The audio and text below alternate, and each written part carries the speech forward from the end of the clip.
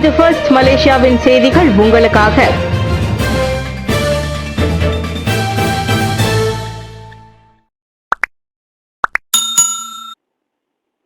ஈப்போவில் முகமூடி அணிந்த கும்பல் 3 கிலோகிராம் நகைகளை கொள்ளையிட்டு தப்பியோடினர்.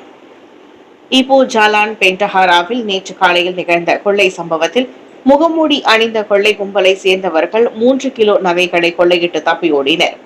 நகைகளை உருக்கும் மையத்தில் நேற்று காலை 9:30 மணியளவில் அந்த கொள்ளை சம்பவம் நிகழ்ந்ததாக ஈப்போ மாவட்ட போலீஸ் தலைவர் துணை கமிஷனர் அபங் ஜெனல் அபிதின் அபங் அகமது தெரிவித்தார். கத்தி மற்றும் பாராங்குடன் நகைகளை கொள்ளையிட்ட பின் 60 என நம்பப்படும் அந்த சந்தேக பேர்வழிகள் 2 கார்களில் தப்பிச் சென்றனர். வெள்ளை மற்றும் பொன் நிறத்திலான காரில் அந்த கொள்ளையர்கள் வந்ததாக தொடக்கக்கட்ட விசாரணை மூலம் தெரிய வந்துள்ளது. விசாரணை தீவிரமாக நடைபெற்று வருவதோடு அந்த கொள்ளையர்களை தேடும் நடவடிக்கை தீவிரப்படுத்தப்பட்டிருப்பதாக அபங் ஜெய்னல் கூறினார். அந்த தொழிற்சாலையின் உரிமையாளர் வாடிக்கையாளருக்கு தங்க நகைகளை விநியோகிக்க சென்ற போது அந்த கொள்ளை சம்பவம் நடந்தது.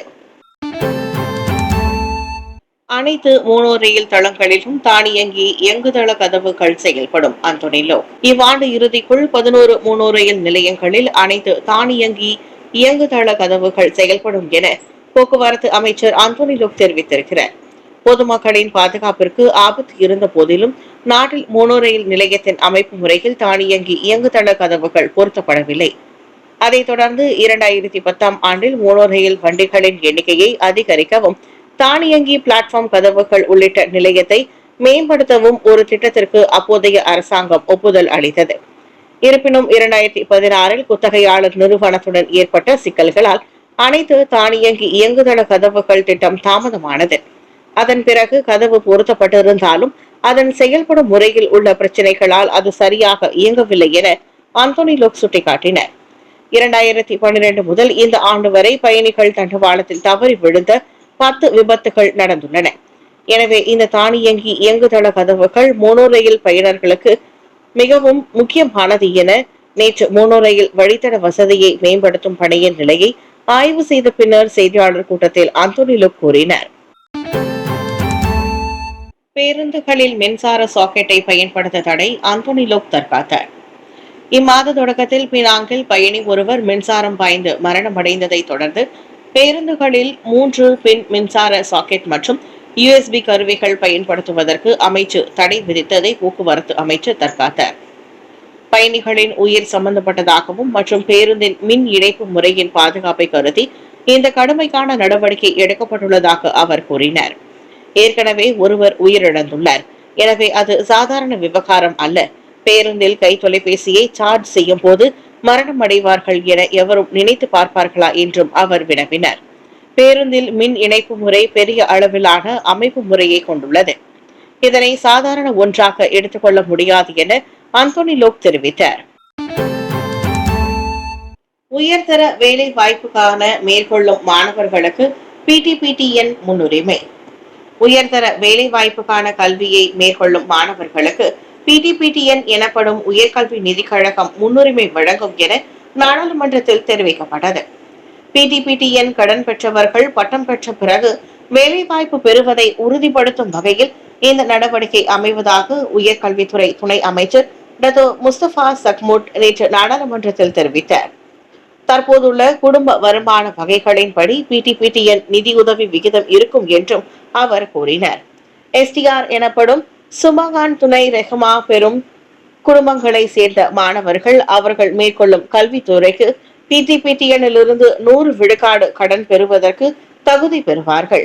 8000 ரிங்கிட்டிற்கும் குறைந்த குடும்ப வருமானம் பெறுவோர் 75 விழுக்காடு கடன்களை பெறும் தகுதியை பெறுவார்கள். 8000 ரிங்கிட்டிற்கும் கூடுதலான குடும்ப வருமானம் பெறுவோர் 50 விழுக்காடு கடன் பெறுவார்கள் என்றும் முஸ்தபா கூறினார். சுற்றுலா அமைச்சரை மாற்றுங்கள், வெட்டரன் அம்னோ அமைப்பு பிரதமருக்கு கோரிக்கை. சுற்றுலா அமைச்சர் பதவியில் இருந்து டத்தோ ஸ்ரீ தியோங் சிங்கை மாற்றிவிட்டு தகுதி வாய்ந்த வேறு யாரையாவது நியமிக்குமாறு அம்னோ மூத்த தலைவர்கள் அமைப்பான வெட்டரன் அம்னோ பிரதமரை கேட்டுக் கொண்டிருக்கிறது. மலேசியாவுக்கு வருகை தரும் ஆண்டை பிரபலப்படுத்த வேண்டிய முக்கிய பொறுப்பில் இருக்கும் அமைச்சரை மலேசிய அமைதியும் பாதுகாப்பும் அற்ற நாடு போல பேசி வருகிறார். இது உண்மையிலேயே அவமானத்திற்கு உரியது என வெட்டரன் அம்னோ பொதுச் செயலாளர் டத்தோ முஸ்தபா யாக்கூப் சாடினார். அறிவிப்பு மற்றும் விளம்பர பலகைகளில் மொழி பயன்பாடு விவகாரத்தை வேண்டுமென்றே சர்ச்சையாக்கி மலாய் மொழிக்கு எதிரானவர் என்பதையும் அவர் காட்டிக்கொள்கிறார். இது ஓர் அமைச்சருக்கு அழகல்ல என டத்தோ முஸ்தபா சொன்னார். தலைநகரில் தேசிய மொழியில் அறிவிப்பு மற்றும் விளம்பர பலகைகளை வைக்காத வணிக வளாகங்களில் கோலாலம்பூர் மாநகர் மன்றம் DBKL அண்மையில் பேரளவிலான சோதனைகளை நடத்தியதை கிங் சிங் விமர்சித்திருந்தார். சீன சுற்றுலா பயணிகளை மலேசியா ஓர் இனவாத நாடா என கேட்கும் அளவுக்கு DBKL-இன் நடவடிக்கை எல்லை மீறிய பொறாமையின் வெளிப்பாடாக இருந்ததாக அவர் கூறிக்கொண்டார். அறிவிப்பு பலகைகளை குறிவைப்பதற்கு பதிலாக கோலாலம்பூரில் அடிப்படை வசதி கட்டமைப்புகளை மேம்படுத்துவது, சுற்றுப்பயணிகளை கவரும் அம்சங்களை அதிகரிப்பது போன்ற பயனுள்ள காரியங்களில் DBKL ஈடுபட வேண்டும் என கிங் சிங் அறிவுறுத்தியிருந்தார். மின்சார கட்டண பாக்கியால் விநியோகம் துண்டிப்பு, 35% அதிகரிப்பு, நிதிச்சுமை முக்கிய காரணம். TNB-யின் மின்சார கட்டணத்தை தாமதமாக செலுத்திய வீடுகளுக்காக மின் விநியோகம் துண்டிக்கப்பட்ட சம்பவங்கள் கடந்த ஆண்டு முதல் இவ்வாண்டு செப்டம்பர் வரை 35 விழுக்காடு அதிகரித்துள்ளன. 2023 மொத்தம் 945 மில்லியன் ரிங்கிட் கட்டண பாக்கியை வைத்த 4,64,076 வீடுகளுக்கு மின்சார விநியோகம் துண்டிக்கப்பட்டதாக எரிசக்தி மாற்றம் மற்றும் நீர் உருமாற்ற அமைச்சின் துணை அமைச்சர் அக்மல் நாசிர் கூறினார். அதே இவ்வாண்டின் முதல் 9 மாதங்களில் 1 பில்லியன் ரிங்கிட்டுக்கும் கூடுதலான கட்டண பாக்கியை வைத்துள்ள 6,27,491 வீடுகளுக்கு மின்சார விநியோகம் துண்டிக்கப்பட்டதாக அவர் மக்களவையில் தெரிவித்தார். கடந்த ஆண்டு மின் கட்டண பாக்கியை அதிகம் வைத்திருந்தது முதல் 5 மாநிலங்களாக Selangor, Terengganu, Perak, Pahang, Negeri Sembilan ஆகியவை விளங்குகின்றன. இவ்வாண்டு Selangor, Kuala Lumpur, Perak, Johor, Terengganu ஆகியவை முதல் 5 இடங்களை பிடித்துள்ளன. மக்கள் குறிப்பாக B40 தரப்பினர் தாமதமாக மின்சார கட்டணத்தை செலுத்துவதற்கு நிதி சுமை உள்ளிட்ட காரணங்கள் கண்டறியப்பட்டுள்ளன.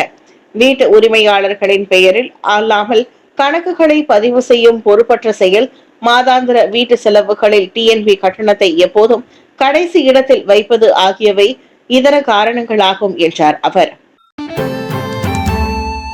கெடாவுக்கு வரும் முதலீடுகளை கெடுக்க பெரும் சதி திட்டமா? மந்திரி பெசார் சனுசியின் குற்றச்சாட்டை மறுத்த தெங்கு சஃப்ருல். கெடா மாநிலத்திற்கு வரவேண்டிய முதலீடுகளை மத்திய அரசு ஒருபோதும் கெடுத்ததில்லை. அதுபோன்ற கீழறுப்பு வேலைகளில் ஈடுபட வேண்டிய அவசியமும் இல்லை என முதலீடு, வாணிபம், தொழில்துறை அமைச்சர் தெங்கு டத்தோஸ்ரீ சப்ருல் தெங்கு அப்துல் அசீஸ் கூறியிருக்கிறார். உண்மையில் கெடாவுக்கு ஏராளமான முதலீடுகளை கொண்டு வந்துள்ளோம் என தமது எக்ஸ் தளத்தில் அவர் சொன்னார்.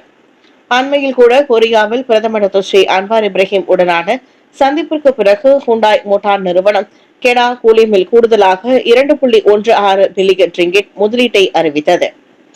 கூலிமில் மின்சார வாகனங்கள் உட்பட உள்ளூர் வாகன பாகங்களை பொருத்துவதற்கு ஹுண்டாய் திட்டமிட்டுள்ளதாக சவ்ருல் கூறினார். கெடாவில் தனியார் துறையின் முதலீடுகளை கெடுப்பதற்கு ஒரு பெரிய சதித்திட்டமே நடப்பதாக மாநில மந்திரி பெசார் டத்தோஸ்ரீ சனிசி முகமது நூர் முன்னதாக குற்றம் சாட்டியிருந்தார். அறிவித்த திட்டங்களில் இருந்து விலகிக் கொள்ளுமாறு முதலீட்டு நிறுவனங்களுக்கு அழுத்தம் கொடுக்கப்படுவதாகவும் அவர் கூறிக்கொண்டார்.